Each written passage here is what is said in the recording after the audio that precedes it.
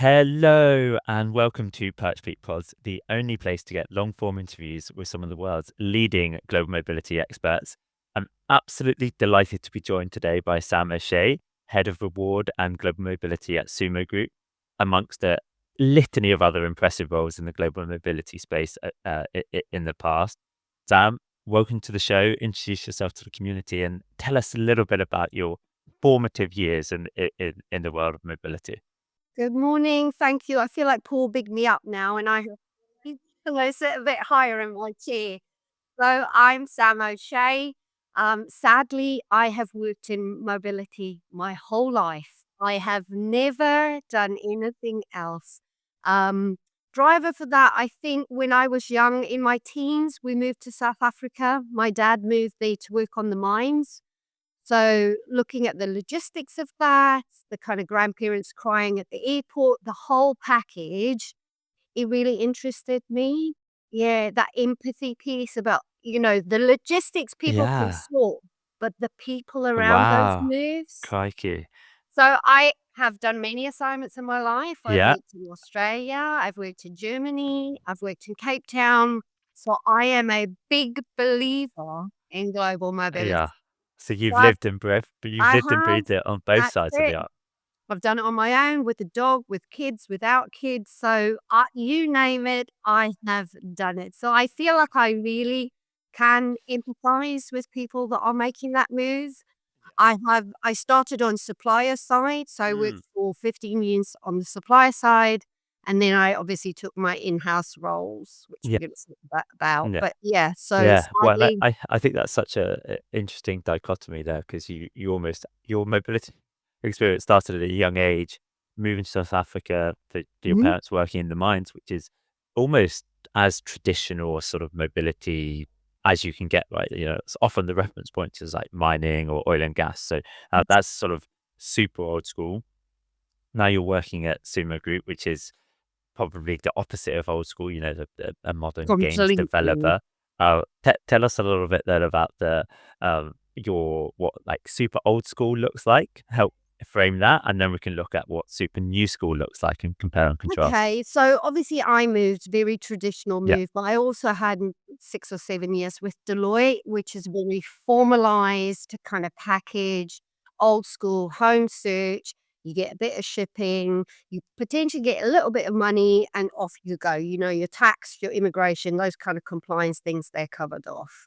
And it's tiered, depending on who's who in the zoo. Then I arrived at Sumo, and Sumo is a very unique environment. I never worked in games before. They had never had a mobility person, so first person to land on the ground. And really, I think what took me aback was compliance. Instinct. Yeah. Yeah, so really, it is very unique. They potentially are only 3 or 4 people in the world that can do a specific role within the gaming industry, and they need them. So whatever it takes. So you could think very different from very structured versus what is it gonna take to move this person? And they're not the kind of guys that need a home search, a school search, they very techy. This is what kind of drove the PerchPeek element of our program, obviously. They want 24 hours, they want an app, they don't want a person to pull up at their house with a car and drive them around, Yeah. 3 properties. Mm. So really, really different Yeah. So environments. sort of a couple of things I'm hearing there. One is sort of different type of personnel, which we can dig into and unpack and etc. But also I'm hearing internally very different sort of expectations around compliance and setup. And often mobility has been deemed a compliance first program. What I'm hearing at Sumo is actually no, it's really there first and foremost to help actually attract and retain the talent That is and it. compliance. But Yeah. for people listening who maybe are sort of thinking, oh, okay, like what specifically are the compliance elements of mobility? Tell us about aspects that you saw and we're like, oh wow, Mm, that's different to how it would be set up at Deloitte yes. or in mining companies, Yeah, wherever. yeah. Interestingly, I mean, immigration is at the foremost of everyone's mind. Obviously, there can be big implications on that. So simple things like tracking, and if you are tracking, who's keeping a regular watch on those things. But then I had to be very careful because being the first person that comes in, they're looking for you to add value, not just turn up with a scaremongering kind of Yes. message. Yeah, and how did you balance? Because I think for particularly, truthfully, for people that come from compliance-heavy backgrounds, Big Four, where that is the bread and butter, the temptation is to come in and say, "Oof," you suddenly have to introduce all of these restrictions, and you're almost like suddenly you're the Go Mobility police, and everyone's Yeah, thinking, "Oh god, do I we have to?" know. So, Yeah, how did you exactly. try Why do and you hire get her? buy-in and sort of educate people? Yeah, yeah, yeah. I think it's the education. It's really I really spent a long time kind of working with them to understand it's not gone wrong now, but what could happen if it does? And what impact would that have on future talent, future moves, future sponsorships? Also, saving them a bit of money, being more compliant, efficient can save you a bit of money. And anybody wants to listen to saves me money. A good example of that would have been, so Sumo really look after their employee. They bring them in, they sponsor them for 3 years, or they did initially 3 years. They renew at 5, and then they pay for their indefinite leave to remain. So they really look after them. So looking at that with a quick eye, I was like, well, if you're going to keep them for 5 years, why don't you just pay for the 5 years up front, save yourself the renewal costs, save them the benefit in kind tax? It's a win-win for everybody. Yeah, exactly, exactly. Sorry, Sam, I just lost you for a second there, but we'll cut back in. The save yourself some funding. Actually, the question I had as a follow up to that is the in terms of the actual policy type. That's something we often hear is quite different between, quite talent acquisition heavy, normally permanent transfers into the UK versus more traditional programs that are more assignment based. How have you seen that balance Yeah. in a newer program? So permanent transfers is Yeah. 100% our Mm. population. Now they may only be coming for an amount of time, but they still fall under the permanent transfer bucket. We still will move them as if they're coming forever. And then if within 4 or 5 years they want to move back, we have a couple of options. So we use an employee of record. So we have put one of those in place for people around the world, or we then treat them as a permanent transfer going back. Exactly. Mm, Exactly. So mm. actually, even then, even if you're using an EOR, they'd essentially be treated as a permanent transfer to that new destination That's it, where that's they're it.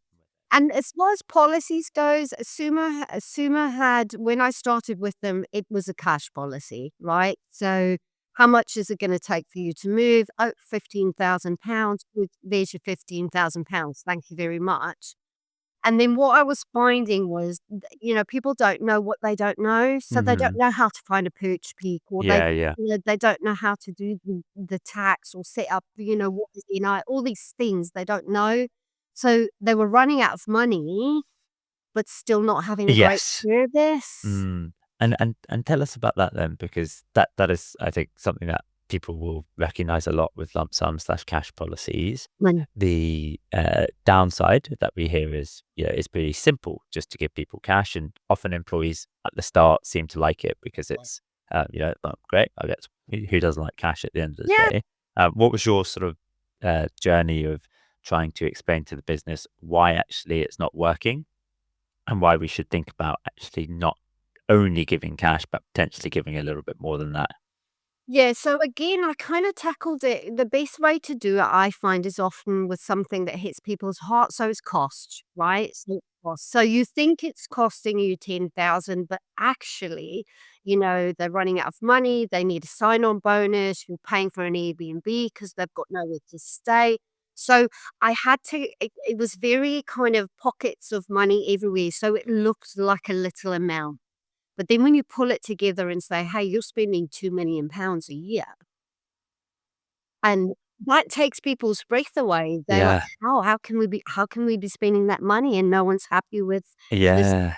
we're getting. I love that. I love that Mm. because actually, I mean, that is really speaking to my heart, but such a golden nugget because ultimately what you're saying is people aren't necessarily happy with the experience they're getting. So in mobility, we roll up into HR, you want to be able to say, oh, the employee experience, we should just do it because it's better. But lots of things improve the employee experience. So you really have to have that cost basis of actually, let's look at the rolled up costs.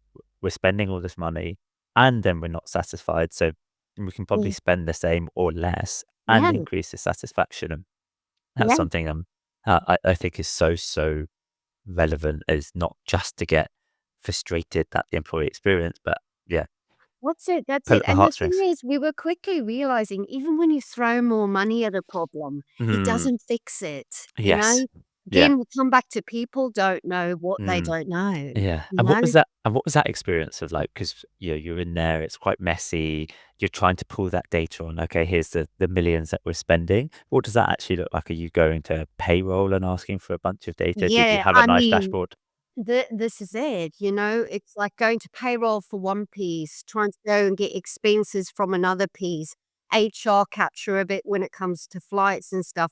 We had, crazily enough, corporate flights that they were paying for, so looking at how much does that cost you a year? What is your utilization?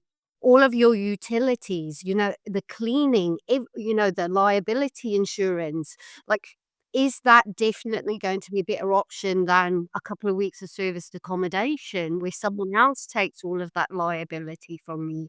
So again, I felt like it was an educational piece because Yeah. they had never had a mobility person in place. Yes, exactly, and that's yeah, such a golden nugget on the education. Who are you sort of trying to educate? Are you trying to educate HR, leadership team? How does that work? Yeah. Yeah. I mean, to be honest with you, by the time I got there, HR realized it was broken. So, I didn't have to push very hard to get them on board. But it really was the leadership team understanding that, not throwing another £10,000 at someone and listening to the voice of the employees. So I spent a lot of time gathering feedback from everyone that had moved within 2 or 3 years. What were their concerns? What did they feel was missing? And they're obviously a bit more educated down the journey now. So what they were telling us, I could really go back and say, well, this is the voice of the employee. It's not Love just that. me. It's not just me. Yeah. Yeah, so it's not just oh, we think this is best. It's actually here's some qualitative data as well as the quantitative. This is how much we're spending anyway, so to Yeah. speak. And you spoke a little bit about the immigration indefinitely to remain. Mostly the international listeners not involved with UK. That's like the UK sort of semi-equivalent of a green card. The when you were sort of looking at those immigration costs, how did you try and explain to the business why paying up front would be a good option for them? Again, was Yeah. it cost based? What did that look like? Luckily, I mean, again, I'm such a data geek. I love data. So it really was taking 12 months worth of those fees and then looking at the difference between 3 and 5 years. Also, we had a lot of noise around, the renewal tax that the individual, that benefit in kind tax that they have to be on the hook for halfway through. So again, I'm a big believer. If I turn up and say I said because I have, because this is what that doesn't work because clearly they know, they are a unique environment. I love that. Yeah. Yeah. So it's actually, yeah, not just focusing on them, focusing on the employee data because it's always there. It might not be easy. You might have to go Okay. to a few places and pull it together, but it's worth it to Yeah, try and put and I yourself in. don't even think they realised they were spending, upwards of £1 million on immigration because there are 16 different studios. They really have their own P&L. So one may spend 5, one may spend 60, one's 200. So, but they only see their little piece of it. So again, pulling them all together and that together and saying, hey, do you know you spend £1.5 million a year on this? Yeah, it's so true. And Then yeah, they take you and seriously, right? and this is off topic, but Oh, no, there we go. Yeah, this is a little bit off topic, but let's go with it. Classic situation, 16 different studios or lots of different entities, and their P&L is only being impacted by their relocators. So you're trying to join it up. Where do you think the cost of relocation, immigration, tax, etc., should sit? Do you try and get it so it sits at a group level to some Yeah. extent? Do you think it is best to sit with the studios? Let's go into that. N when it was the studios kinda inward focusing on their own, I Yeah. didn't gain much traction, I'm not gonna lie. There's very little impact if someone only has 3 relocations a year, whereas someone that has 300 might take me a bit more seriously. So, centralizing it is always the best way for me to get more bang for my buck. And plus, they were treating themselves as 16 different units. In terms of commerciality and getting bang for your buck, It doesn't make sense. Yeah, no, no. it's harder as a studio with 3 moves a year to get the best rates in the Yeah, market or to get the best providers or the best technology or whatever it might be. yeah. So And Sumo was built on acquisition. So we've kind of pulled in these studios without, they want to keep their individuality in their own culture. But they really struggle with that kind of, overarching element. yeah, well, and now, you've sit across reward and mobility now, so you've seen this sort of, federated, lots of acquisition, separate entities that I'm sure often think, "Well, it's worked for us in the past, why can't we Yeah. just keep doing it this way?" How do you approach those conversations whenever it's sort of you are trying to centralize things? Like, Yeah. how do you try and get their buy-in? So it's kind of a look what I can do for you, right? So you're scrambling around. You obviously have people in the office that are taking time out because they can't find somewhere to live or they're booking their own flights or engagement managers are trying to show them areas. How would you like me to take all of those problems Ooh. away from you and deal with them, and you have a happy person that can hit the ground running at the end? That's kind of my aim. But Okay, so what I'm hearing there again is the happy person is almost a secondary cherry on top. The real sort of meat of the sandwich is, hey, you're going to have less work. We're going to take away that some of this and pay. and you know what? No one ever says no to that, right? No one says no to So that. how about you don't track your own visas? How about I do it for you? Yeah. You just keep me updated and put this little bit of data in the system for me. Or how about I check your right to works? Like, nobody ever wants to keep that boring kind of administrative compliance work, do they? No, not at all, not at all. And everyone is particularly in this day and age overworked. So if you can go to them, hey, free up some time, That's particularly it. some of the admin time that you can take over, that sounds like it's pretty impactful.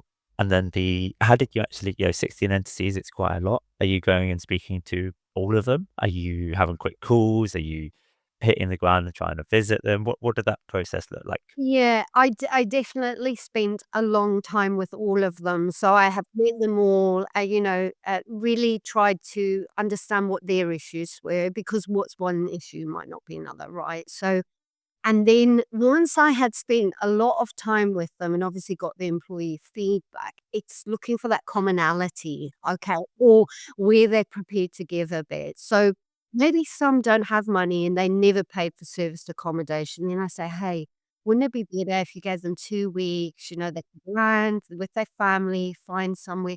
So really kind of looking at like cool, what is cool to everybody? And then how do you want to flex it as a studio individually? Nice. So you give them a little bit of rope to say, "Hey, So we are still listening to them." I love that, and the flex is such an easy way to do that. To say, "Hey, if you want to, then yeah, this bit is this, but we want to do this for various reasons."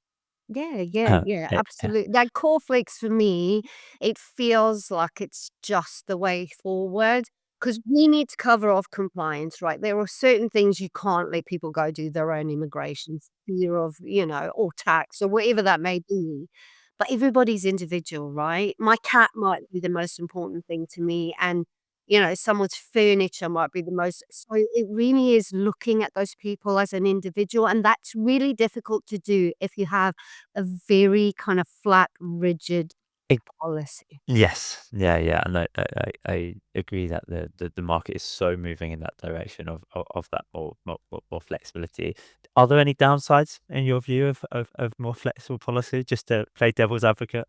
I mean, within reason, you got to be careful because, some people just want to spend it willy-nilly. I feel like if you have a flex, but you have examples of what a good flex could look like what could you add, like a school search or, a little bit of cash for miscellaneous items when they're moving.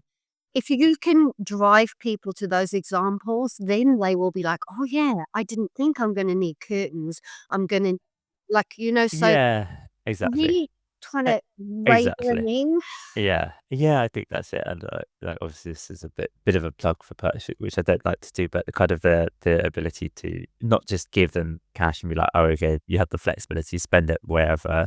Actually, some guidance, whether it's PerchPeek, your own internal tooling, whatever it is, to say, "Hey, here's some ideas, here's some ways that you can be supported in that spend." So it's not just, you're spending millions without any guidance or, Yeah. ideas. First Uh, class flights, there you go, the yeah. whole budget is blown. Oh, exactly, which that does happen from time to time. People get a bit giddy. Tell us about you've obviously come from then, more traditional assignments, policy types to this more, sort of, uh, like talent acquisition, just getting the talent in the right place, flexible policies. The t Tell me, you've seen sort of both sides. You've now seen, tech can go up and down in terms of hiring volumes a lot as well. How are you feeling about the future of mobility in general? Would there be more movement, less movement, different types of movement? What are you Yeah. thinking in that space?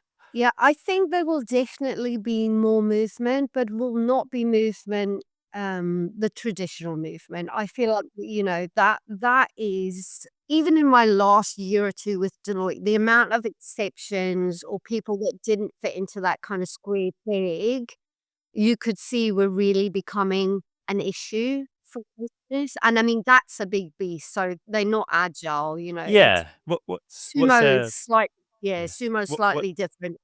what's an example of like a exception where someone doesn't quite fit the policy, the sort of traditional policy type? Yeah, so a lot of the time it's kind of the elderly parents and that Yeah. care element that's Mhm. really becoming a big issue to shift Yeah. people because when you're looking at shifting someone, quite often they have a lot of care responsibility that Yeah. goes with them, and that can turn them straight off, right? Oh, definitely, definitely. Particularly if it's, if you think of a traditional policy where you sort of say, okay, great, you'll ship my household goods and you'll provide me and my immediate partner slash immediate family service department for a month. None of that is particularly helpful, and immigration for my family or whatever, but none of that is particularly helpful if you have an extensive care Yeah, network. yeah, and culturally, that can be their childcare as well, Yeah. which again is a huge cost when you're looking at shifting people around the world. So I definitely saw that as a problem. The employee of record I had never dealt with prior to my life in sumo, and that really seems to be taking off. I think, the UK is not as attractive as it was post Brexit, COVID, people's mindsets have changed. Um, so sometimes for all the will in the world, you can offer them anything you want to, they're not going to move, right? They're not going to move, but that doesn't mean you don't need them. You still need what they have. So how do you access that? Yeah, and how do you? I mean, this is such a meaty conversation, but how do you decide whether to allow someone to work remotely under an EOR versus actually saying, no, no, this person has to be able to come in person, collaborate, etc. Like, did you see strict frameworks? Is it quite case by case? What have you It seen? it's very case by case, but it's very difficult to fall back on this, they need to be in the office because clearly we've all had 2 years out of the office during COVID and the wheels didn't come off. So it's a really tricky conversation to have. We we tend to look at return on investment. So really what projects in the pipeline, whoever our client is that we're working with, how do they feel about people that are on that? So there is a big piece of work around that that doesn't actually involve the individual. Yeah, yeah, exactly, which is kind of, and that's the hard thing is it's the individual can often be, able to open up, fire up their laptop wherever and get the work done, but that's not always, No, the no. only piece of the puzzle. Yeah, absolutely. And everyone, all these data rules are in place now, GDPR. Like, you have to be really careful when you are transferring data around the world as Yeah, well. exactly, and security as well of just letting people work for particularly like it's not easy, which again people don't necessarily consider individually, and it they can be amazing solutions, but we do see sort of clients being a bit nervous about, but particularly from a security and data Yeah. security piece point of view. And And now, that was a really hard one for me from an employee point of view, because a lot of people think, well, I can work 183 days. This 183 days thing, I literally never heard it.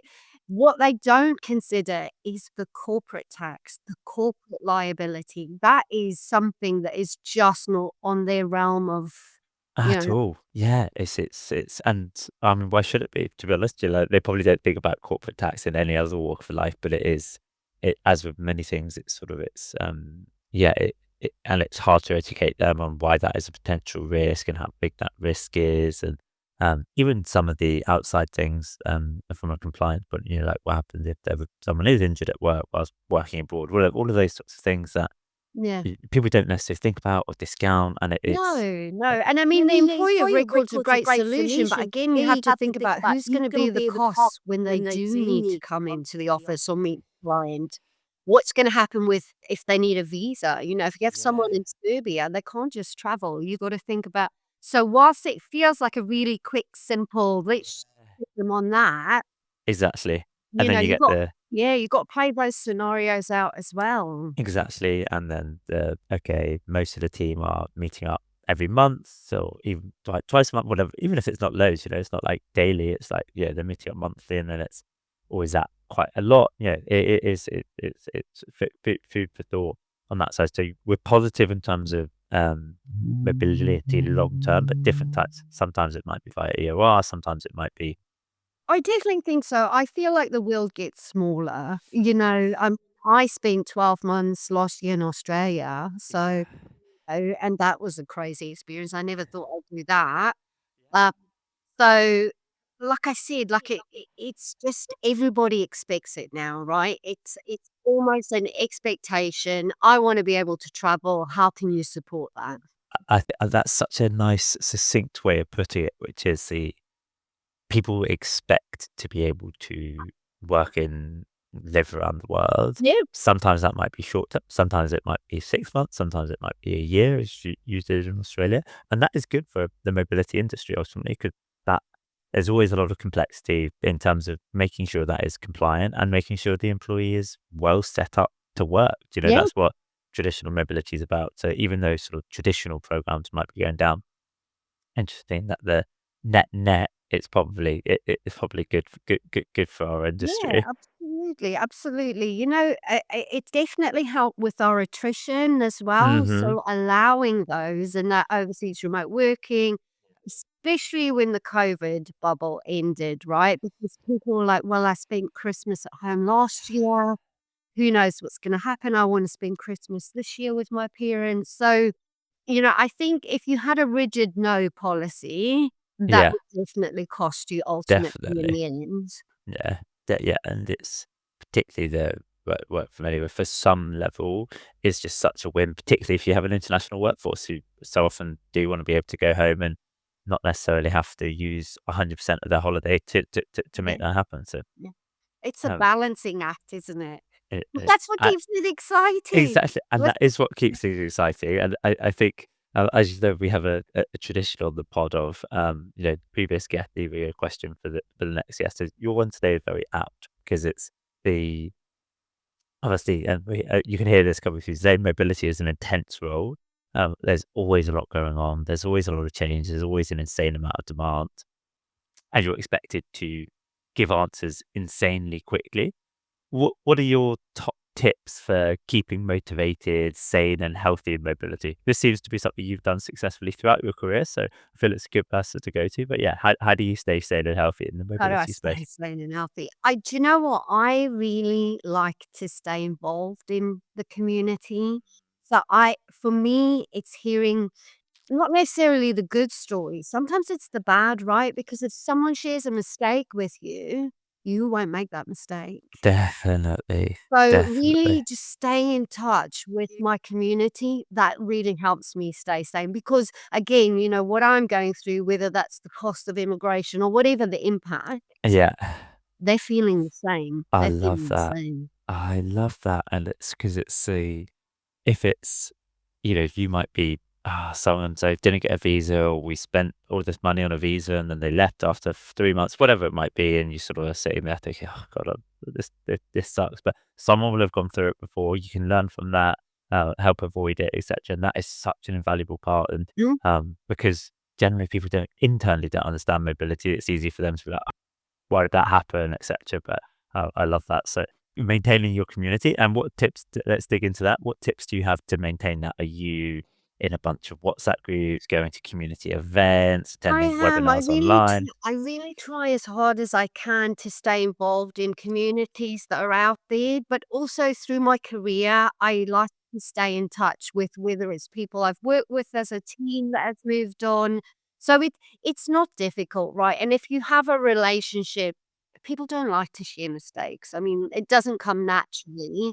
But if you have that rapport and you've got that relationship, it's really easy to kind of pick up the phone or dial in and say, "Oh my goodness, you'll never guess what I did today." Like, and they Yeah, will be like, "Well, I'll never do that, so let me just make a note." exactly. And people are happy to share in this industry as well. Do you know, it's like I feel everyone's got a few war stories. Yeah, So and sometimes they're on They're their on their own, own, I I started as started a as a team of team of one. one. It It can be really be lonely and lonely, isolating isolating when you're when the you're only only. person dealing with it day in and day out. yeah, yeah, and that network is so invaluable for helping with that and tapping into it and not sort of suffering in silence when there is an active community out there who Yeah. are all very friendly, actually great to hang out with. So, what a note to end on, Sam. We're going to have to keep real work from anywhere compliance for another day because that is Yeah. too A meaty. big That's a story. that's a big story that we can dig into separately. But thank you for coming on and sharing just how much mobility has evolved, and also how to sort of try and really get that buy-in from the business. And I love that focus on just, hey, cut to the chase, which is so often cost, unless there's real like vibes around employee experience, cut to the chase early and say, hey, here's how we're going to save you costs, here's how we're going to save you time. Wait. And the added benefit is employee experience rather than the other way around. Yeah. Yeah, So absolutely. great Oh, advice. thank you for having me, Not Paul. at all. It's been fun. You're always welcome, Sam. As you know, I've been trying to have you on the pod for a long time, so I'm delighted we can make it happen. And we've got plenty left to speak about in future pods, which is a great place to be. So thanks so much for coming on, Sam, and speak to you soon. Thank you. Take Cheers, Sam. care. Bye bye.